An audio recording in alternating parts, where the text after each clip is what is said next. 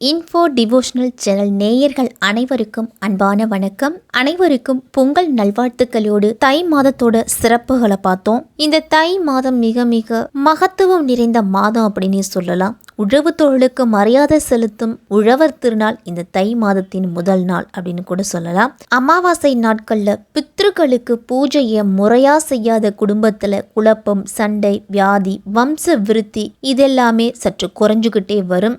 இதெல்லாம் ஏற்படாம இருக்க இந்த தை அமாவாசையிலேயாவது நம்மளுடைய பித்ருக்களுக்கு செய்ய வேண்டிய கடமைகளை முதல்ல செஞ்சுட்டு வரணும்.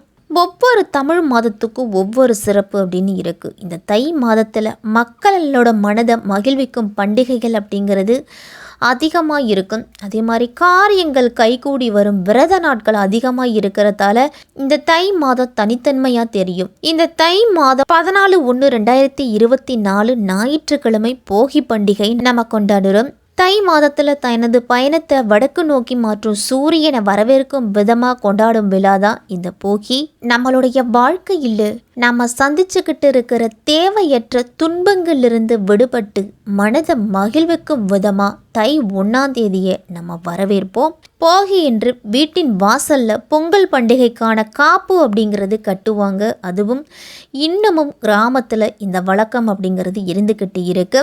அத்தோடு பழையன கழிதலும் புதியன புகுதலுங்கிற அடிப்படையில் இந்த காலத்துக்கு ஏற்ற மாதிரி நமக்கு ஒத்து வராத கருத்துக்கள், நம்பிக்கைகள், பழக்க வழக்கங்கள் இதை எல்லாத்தையுமே நம்மளுடைய மனதிலிருந்து வெளியேற்றினாலே நம்மளுடைய வாழ்க்கையில வெளிச்சம் அப்படிங்கிறது கண்டிப்பாக கிடைக்கும். இந்த தை மாதம் நமக்கு ஒரு வெளிச்சத்தை காட்டக்கூடிய மாதமாகவே இருக்கும். தை மாதத்தோட கிரக நிலைகள்லாம் எப்படி இருக்கு அப்படின்னு பார்த்தோம்னா, சூரியன் மகர ராசியில இருக்கிறாரு, செவ்வாய் தனுசு ராசியில தை மாதம் 21ஆம் தேதி வரைக்கும் இருக்கிறாரு. அதன் பிறகு மகர ராசிக்கு போறாரு. புதன் தனுசு ராசியில தை 13ஆம் தேதி வரைக்கும் இருக்கிறாரு. அதன் பிறகு மகர ராசிக்கு போறாரு. சுக்கிரன் விருச்சிக ராசியில தை மாதம் 5ஆம் தேதி வரைக்கும் இருக்கிறாரு. அதன் பிறகு தனுசு ராசிக்கு போறாரு. குரு மேச ராசியிலையும், சனி கும்ப ராசியிலையும், ராகு மீன ராசியிலையும், கேது கன்னிராசியில போறாங்க. இப்படிப்பட்ட கிரக நிலைகளோட அமைப்புல தான் இந்த தை மாதம் பிறக்குது. மேஷம் முதல் மீனம் வரை இருக்கக்கூடிய அனைத்து ராசிக்காரர்களுக்கும் எப்படிப்பட்ட பலன்கள்லாம் கிடைக்கும் அப்படின்னு விரிவாவே பார்க்கலாம்.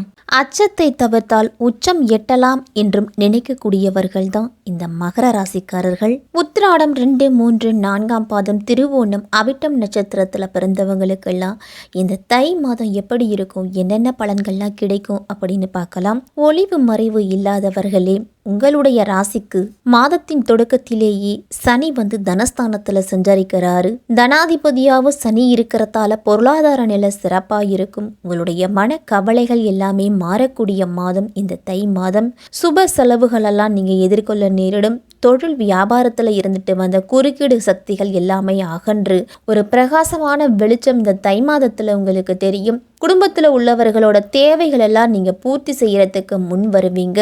அர்த்தாஷ்டம குருவோட ஆதிக்கம் இருக்கிறதால ஆரோக்கியத்துல மட்டும் சிறு சிறு தொல்லைகள் அவ்வப்போது உங்களுக்கு ஏற்பட்டுக்கிட்டே இருக்கும். சனி பகவான ராசிநாதனா கொண்ட நீங்க உங்க ராசிக்குள்ளேயே சூரியன் பயணம் செய்கிறாரு. அதனால எத்தனையோ சிக்கல்கள் வந்தாலும் இந்த பொங்கல் முதல் உங்களுடைய அனைத்து விதமான பிரச்சனைகளுக்கும் தீர்வதற்கான வழி பிறக்க போகுது. மனக்கலக்கம் அப்படிங்கிறது நீங்க போகுது. மாதத்தின் பிற்பகுதியில புதன் செவ்வாய் இணையிறாங்க. அதனால நிம்மதியும் சந்தோஷமும் அதிகரிக்க வெள்ளம் சேர்த்த எள்ளுருண்டைய தானமா கொடுத்துட்டு வந்தீங்க அப்படின்னா கடன் பிரச்சனை நீங்கி நிம்மதிங்கிறது அதிகரிக்கும். உங்களுக்கு உங்க ராசிக்கு 3ஆம் இடத்துல ராகுவும் பாக்கியஸ்தானத்துல கேதுவும் அமர்ந்து எண்ணற்ற வெற்றிகளை உங்களுக்கு கொண்டு சேர்க்க போறாங்க. 4ஆம் இடத்துல குரு பகவான் அமர்ந்திருந்து புதிய வாய்ப்புகளையும் வீடு, வண்டி, வாகனம் போன்றவற்றில் நல்ல லாபத்தையும் கொண்டு சேர்க்க போறாரு. மகர ராசியிலேயே சூரிய பகவான் அமர்ந்து உங்களுடைய ராசிக்கு ஒளியை கொண்டு சேர்க்க போறாரு. இந்த தை மாதம் சூரியன் பிரவேசிக்கும் மாதம் இந்த தை மாதம். இதை மகர மாதம்னு கூட அழைக்கலாம். விதை விதைத்து அறுவடை செய்யும் காலத்தை தை மாதம் தேர்ந்தெடுப்பதற்கான காரணமே மார்கழி முடிஞ்சு மகர ராசியில சூரியன் பிரவேசிக்கும் அந்த காலத்தை அறுவடை நாளா உழவர்கள் எல்லாருமே கொண்டாடினாங்க. அப்படிப்பட்ட ராசியா உங்க மகர ராசி இருக்குது. உலகத்துக்கு வெளிச்சம் கொடுக்கக்கூடிய சூரியன் உங்க ராசியில அமர்ந்திருக்கிறாரு. அதனால இந்த தை மாதம் உங்களுக்கு நல்ல வெளிச்சத்தை கொண்டு சேர்க்க போறாரு. புகழையும் உத்தியோகத்துல எல்லாம் லாபத்தையும் கொடுக்க போறாரு. அனைத்து வழிகளிலுமே மகர ராசிக்காரர்களுக்கெல்லாம் வெற்றி அப்படிங்கிறது கிடைக்க போகுது. சூரியன் உங்க ஜென்ம ராசியில பயணம் செய்யறதால அலுவலகத்துலலாம் உயர் அதிகாரிகளோடு மனக்கசப்புகள்லாம் வரலாம். குடும்பத்துல மருத்துவ செலவு அப்படிங்கிறது அதிகரிக்கும். தாய் தந்தையரோட மருத்துவ செலவு இந்த மாதத்துல அதிகரிக்கலாம். இந்த மாதம் புதிதா வீடு நிலம் வாங்கக்கூடிய எண்ணெல்லாம் நிறைவேறும். வேலை விஷயமா அடிக்கடி வெளியூர் பயணம்லாம் நீங்க சென்று வருவீங்க. செவ்வாய் உச்சம் பெற்று பயணம் செய்யும் நேரத்துல செய்யும் தொழில கூடுதல் கவனிப்பும் கூடுதல் எச்சரிக்கையோடும் இருக்கணும். பெண்கள்லாம் பொன் நகைகள் வாங்குறதுக்கு வாய்ப்பு இருக்கு. சுப விரய செலவுகள் இந்த மாதத்துல உண்டு. மகர ராசிக்காரர்களுக்கெல்லாம் ஆலய தரிசனம் செஞ்சுட்டு வந்தீங்க அப்படின்னா உங்களுக்கு மன அமைதியை கொடுக்கும். மாத தொடக்கத்திலேயே 4ஆம் இடத்துல குரு பகவான் இருக்கிறாரு. அர்த்தாஷ்டம குருவா உங்களுக்கு இருக்கிறாரு. அதனால குடும்ப சுமை சற்று கூடுதலா இருக்கும். கொடுக்கல் வாங்கல் எல்லாம் ஒரு சில தடைகள் ஏற்பட்டு அகலலாம்.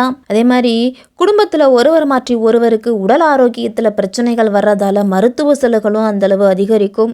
குரு இருக்கும் இடத்தை காட்டிலும் அவரோட பார்வைப்படும் இடங்கள் எல்லாமே உங்களுக்கு பலத்தை கொடுக்கும். அர்த்தாஷ்டம ஸ்தானத்துல குருவோட பார்வை பதியறதால இழப்புகள் அப்படிங்கறது வரலாம். அந்த இழப்புகளை ஈடு செய்யற அளவுக்கு உங்களுக்கு வாய்ப்புகளும் கிடைக்கும். இருந்தாலும் சற்று மனக்கலக்கம் இதெல்லாமே வரும் இந்த மாதத்துல. சென்ற மாதத்துல இருந்துட்டு வந்த பாரிய தடைகள் எல்லாமே இந்த மாதத்துல சற்று விலகி இருக்கும். தை மாதம் 5ஆம் தேதியே தனுசு ராசிக்கு சுக்கிரன் வராரு. அவர் விரயஸ்தானத்துல சஞ்சரிக்கும் இந்த நேரத்துல கொஞ்சம் கூடுதல் கவனத்தோடு இருக்கணும். உத்தியோகத்துல இருக்கிறவங்களுக்கெல்லாம் இடமாற்றம் வேலை மாற்றம்லாம் சேரும். இருந்தாலும் கவலைப்பட வேண்டாம். தைரியத்தையும் தன்னம்பிக்கையும் கை கொடுப்பாரு.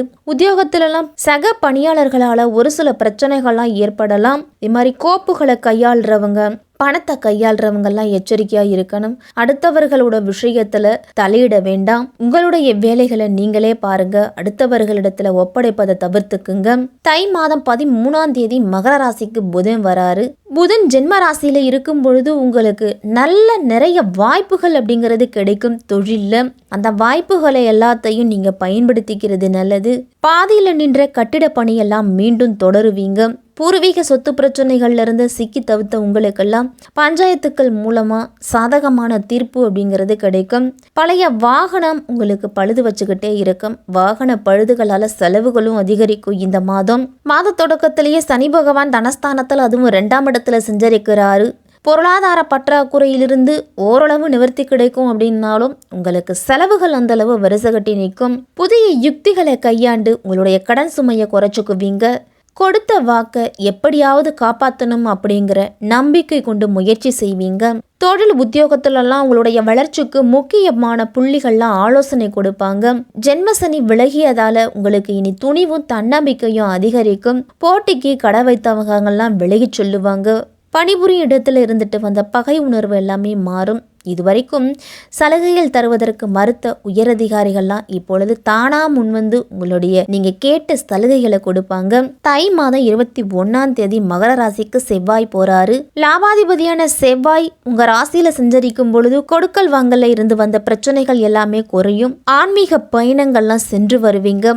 திட்டமிட்ட காரியங்களை திட்டமிட்டபடியே செய்து முடிப்பீங்க. பொருளாதாரத்துல நிறைவு ஏற்பட்டு புதிய தொழில் தொடங்கும் முயற்சியில உங்களுக்கு நல்ல அனுகூலம் உண்டு. பெண்களுக்கெல்லாம் குடும்பத்துல இருப்பவர்களோட வாக்குவாதங்களை தவிர்த்துட்டு அனுசரித்து போறது நல்லது. சுப செலவுகள்லாம் வரலாம். இந்த மாதத்தின் பிற்பகுதியில வீட்டிற்கு தேவையான பொருள்களை எல்லாம் வாங்குவீங்க. கணவன் மனைவிக்கிடையே விட்டு கொடுத்து செல்றீங்க அப்படின்னா மகிழ்ச்சி அப்படிங்கிறது அதிகரிக்கும்.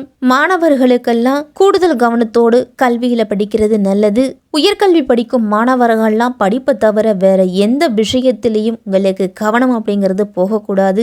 நேரம் கிடைக்கும் பொழுதெல்லாம் ஓய்வெடுங்க. உங்களுடைய உடல் ஆரோக்கியத்தையும் சிறப்பா பார்த்துக்கணும். நீங்க ஞாயிற்றுக்கிழமை தோறும் மகர ராசிக்காரர்கள்லாம் சூரிய நமஸ்காரம் செய்து சூரிய பகவானை வழிபட்டுட்டு வந்தீங்க அப்படின்னா உங்களுக்கு சுகங்களும் சந்தோஷங்களும் கிடைக்கும். சனிக்கிழமை தோறும் ஆஞ்சநேயருக்கு நெய் தீபம் ஏற்றியும் சனி பகவானுக்கு எல் தீபம் ஏற்றியும் வழிபட்டுட்டு வாங்க. சங்கடகர சதுர்த்தி நாட்கள்ல விநாயகருக்கு அருகம்புல் மாலை சாற்றி நெய் தீபம் ஏற்றி வழிபட்டுட்டு வந்தீங்க அப்படின்னா தொழில் வியாபாரத்துல நல்ல முன்னேற்றம் இருக்கும். மகர ராசிக்காரர்களுக்கெல்லாம் இந்த தை மாதம் சற்று தொழில் வியாபாரத்துல முன்னேற்றம் அடைந்தாலும் உடல் ஆரோக்கியத்துல சற்று கவனத்தோடு இருக்க வேண்டிய மாதமா இருக்கும்.